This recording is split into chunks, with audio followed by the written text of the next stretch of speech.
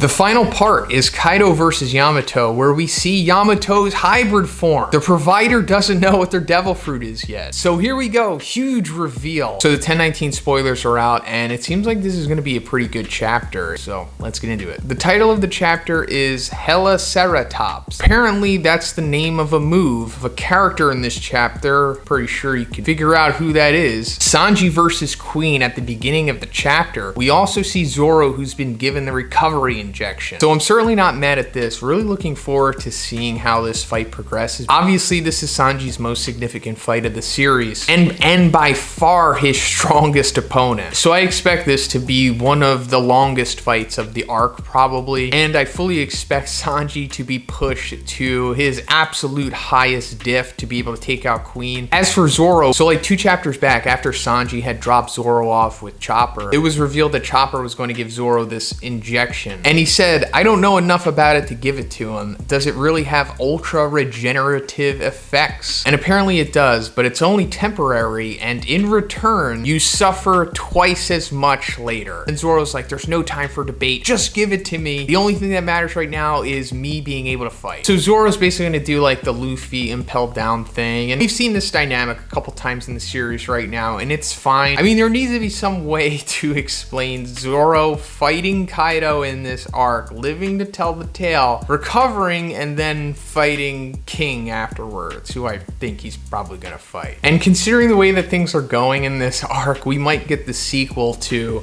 Nothing Happened. Luffy seems to wake up in the Heart Pirate submarine and yells Niku, which is me. Okay, so that was faster than I expected. I for sure thought Luffy was going to be out of commission for at least another like 3 or 4 chapters. But I'm not mad at this. The sooner the better. I don't really think we need to drag this on any longer than it already has been. And of course, we're getting the classic, you know, Luffy waking up after recovery, demanding meat. Now, how fast is he going to get back to Onigashima? That's up in the air. Maybe that takes a couple chapters, but just him waking up, I thought would have taken longer. Franky versus Sasaki. The title of the chapter is an attack by Sasaki. So like I said, you could figure out who's using the Heliceratops attack, considering it's revealed that Sasaki is like the Triceratops Zoan. And this is a fight that we've had hardly any updates on. Like, I think we might have only seen like 3 or 4 panels of it so far, maybe. Like, I remember Franky like slash Sasaki, and then I don't think anything happened after that. I could be wrong, but I don't think anything was really put on spotlight that much. And then a couple chapters back, we saw Sasaki reacting to like the loudspeaker. He was like back in his base form, but also we saw the other Flying Six members reacting to it, and so I don't know if that necessarily means that they're having like a tough time, and Franky is like knocking him out of his zone form. I guess Oda just drew them in like their regular forms just to make sure that the readers know who exactly is reacting to this stuff. There is a comment by someone, maybe Sanji,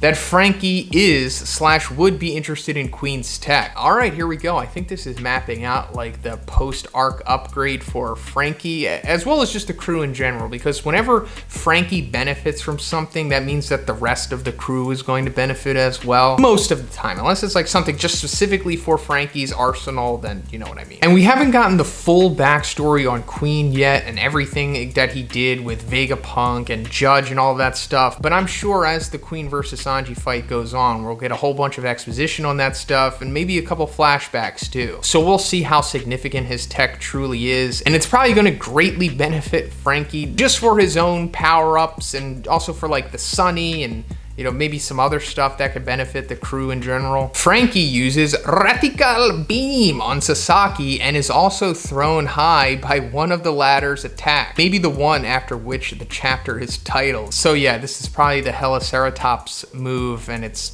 probably cool, I guess. Great part of the chapter is the combat between them, and it seems that the duel is decided. Wow, that's surprising. But I like the implication that this is like a surprisingly great fight, because at least me personally, I wasn't really expecting too much from this one. But if this is like one of the sleeper hits of this arc, that would be pretty cool. But as for the duel is decided, does that mean that this is like the first fight that is over for the Straw Hats? If that is true, that's kind of surprising, because I for sure thought that all of these fights were going to drag on for at least like another 10 chapters or something. But if that is true, I'm totally on board with this, and I appreciate that Oda is moving at a comfortable pace at this point, I guess you could say. Now, it's not being revealed who won here, but I'm going to assume it's Franky, although there could be a twist and maybe it's Sasaki that defeats him and then Franky has to come back later and fight him again, maybe. Actually, that would be very Oda-like for that to happen.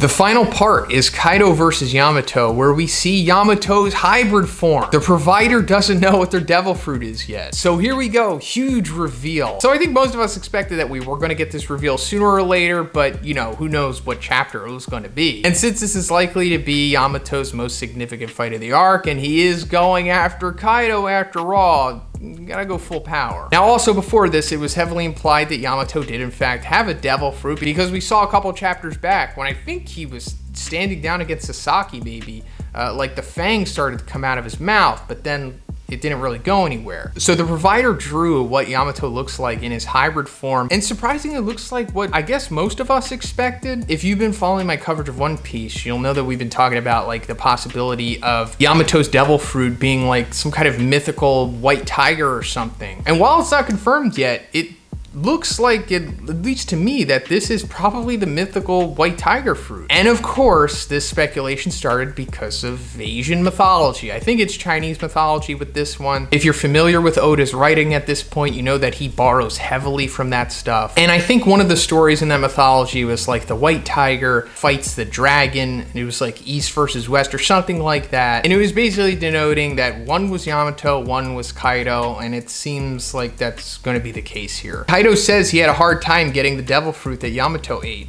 Yamato ate it because they were hungry, even though Kaido hadn't thought of giving it to them. So that's interesting, similar to Luffy and Momonosuke. Pretty sure those parallels are intentional. So I originally thought that Kaido forcefully gave Yamato the devil fruit, but no. Turns out he ate it because he was hungry. And I'm sure there's more to the story of why Kaido wasn't feeding him. But another interesting thing is Kaido saying that he had a hard time getting the devil fruit that Yamato ate. It's also implied here that he wasn't thinking of giving it to them. So like, who was he going to give this fruit to, and why did he have such a hard time getting it? I mean, we also know that Kaido got his own fruit from Big Mom, so maybe this fruit also came from Big Mom possibly, and does he owe her more because of that? And as for him giving it to the rest of his crew, not really sure the timeline here because I don't know how young Yamato was when he ate the fruit. So like, does that mean that King or Queen was maybe gonna get this fruit? Because it's, I don't know, it's kind of implied that maybe King had that fruit before he even met Kaido, possibly. But yeah, that's pretty much it for the video today, guys. Let me know what you think about Yamato's Zoan form. Do you think that it is the mythical white tiger fruit? And what do you think's going on with Franky and Sasaki? Let me know. And if you liked the video, guys, please give it a like and please subscribe if you haven't already. Have a great day. I'll see you in the next one.